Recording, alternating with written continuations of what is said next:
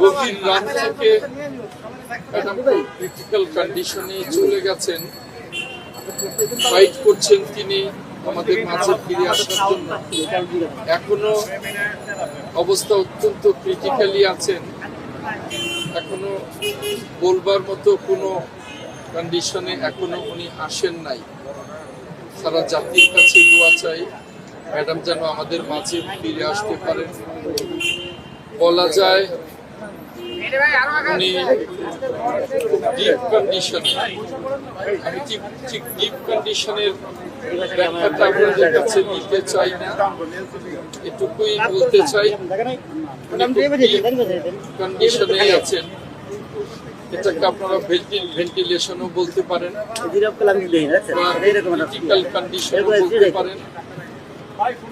এই মুহূর্তে সারা জাতির কাছে দোয়া চাওয়া ছাড়া আর কিছু বলার নেই। ডাক্তাররা ক্লান্তিহীনভাবে চিকিৎসা দিচ্ছেন। এর আগে আমেরিকা, ইংল্যান্ড এবং বাংলাদেশের ডাক্তাররা চিকিৎসায় ছিলেন। এখন চায়নার ডাক্তাররাও ইনভলভ হয়েছেন। সকলে মিলে ক্লান্তিহীনভাবে চেষ্টা করছেন। বাদ বাকি আল্লাহ ভরসা। এই ক্রিটিক্যাল কন্ডিশন থেকে ম্যাডাম যেন আমাদের মাঝে পরিপূর্ণ সুস্থ হয়ে ফিরে আসতে পারেন, এটাই আল্লাহ রাব্বুল আলামিনের কাছে একমাত্র ধন্যবাদ।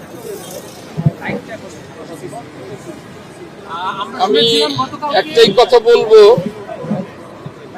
সিসিইউ থেকে আইসিইউ থেকে ভেন্টিলেশন বা লাইফ সাপোর্ট যাই বলেন, আমি এগুলোর বাইরে বলবো যে ম্যাডাম খুব ক্রিটিক্যাল কন্ডিশনে আছেন।